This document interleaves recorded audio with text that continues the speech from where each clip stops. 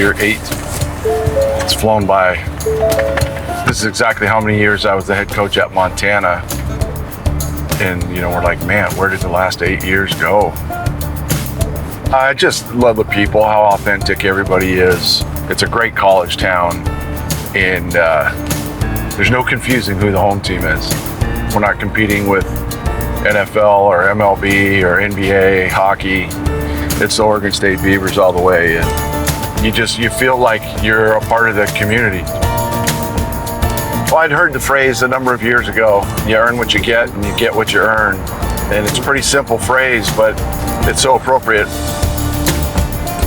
You know, if anybody wants to understand why they're not maybe playing more or having a bigger role, we remind them of that phrase, and it's pretty simple. We're going to have the people out on the court that we feel have earned it, and obviously put us in the best position to win.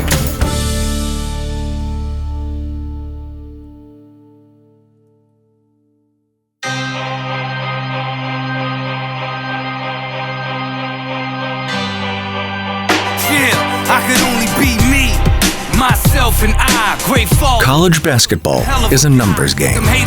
From preseason rankings to the Sweet 16 to the Final Four, the path ahead is lined with goals tied to an ever-evolving set of digits. Yet as early season training continues for the Oregon State Beavers, their current focus is how to get 7 returning players and 7 newcomers to act as one. Back all family on 3, 1, 2, 3.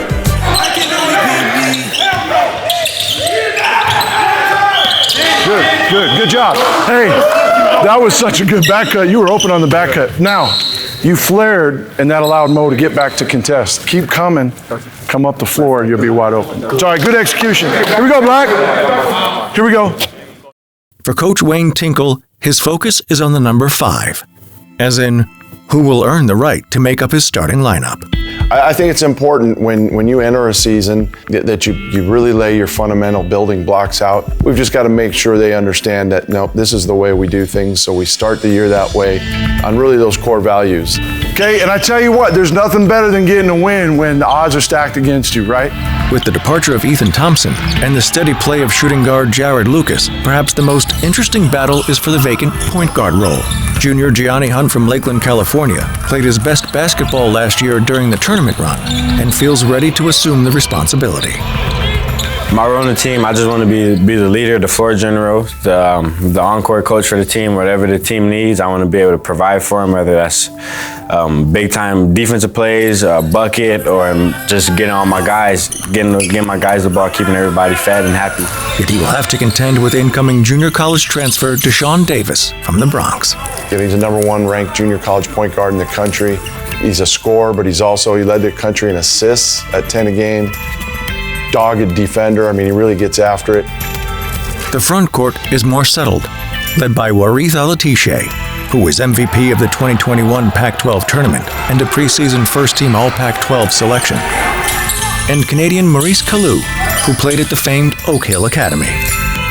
Basketball-wise, I just want to become the best player I could become. Go out there and win and just play basketball, the game that I love. That's my roommate, that's my dude.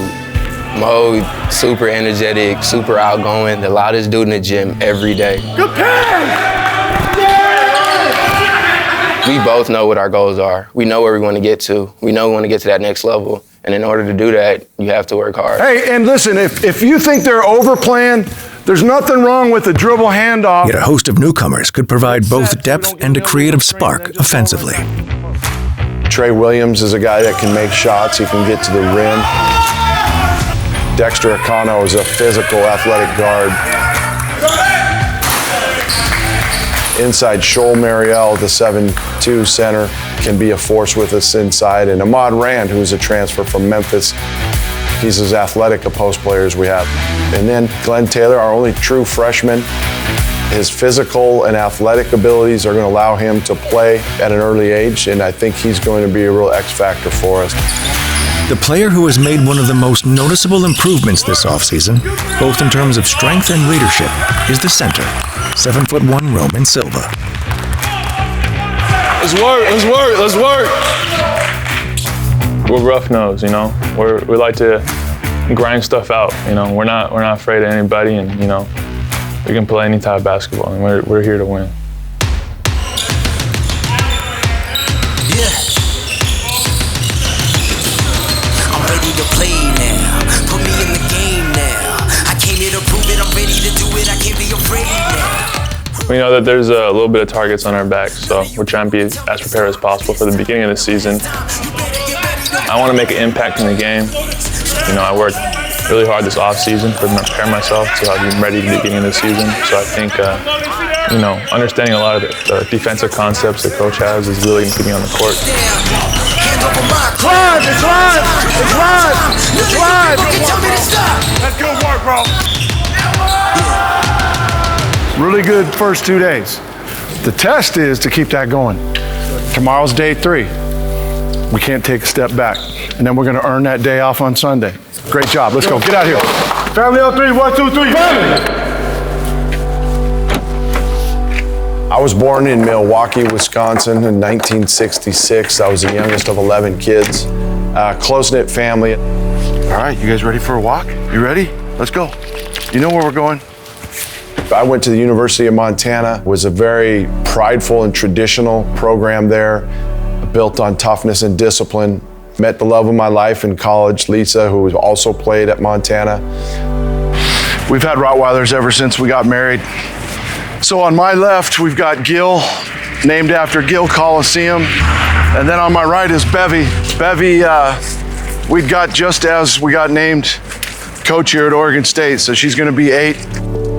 And I was able to play professionally after college and then coach at my alma mater. It's where I got my start. In 8 seasons at his alma mater, Tinkle guided Montana to 3 NCAA tournament appearances and was twice named Big Sky Coach of the Year. He became Oregon State's 21st head basketball coach in 2014. And while he's built the reputation of the program, his ultimate measure is the hearts and minds of those he leads. We're blessed, man, to have this kind of an opportunity. And so what we've got to do is make sure we're paying it forward by giving everything we have to help develop these young men. Long after practice ends, an almost daily ritual begins with the arrival of junior guard Jarod Lucas back to the facility. A key cornerstone of the Oregon State backcourt, his deadly outside shooting is thought of as his biggest weapon.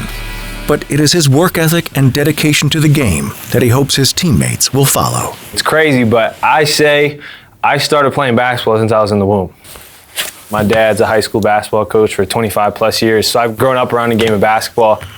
Throughout my whole life, I've had to push to get to the level I want to be. I've kind of never been the highest rated guy. I had one Pac-12 offer. Coach Tingle was the coach to believe in me, but I always made sure you got to be the first in the gym and you got to work your butt off if you want to get to your goals and dreams.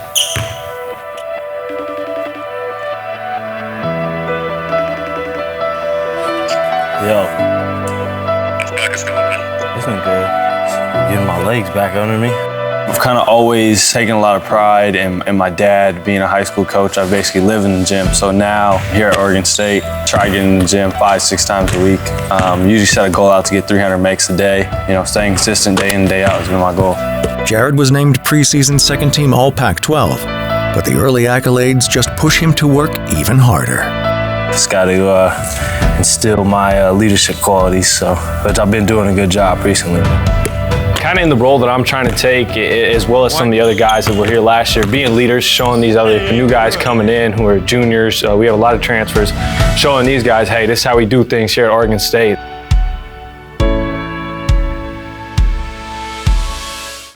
On the next episode of Get What You Earn. Right now, I would say our biggest challenge is probably ourselves. Go sideline, go sideline. We haven't even played a game yet. To quote Allen Iverson, we're talking about practice.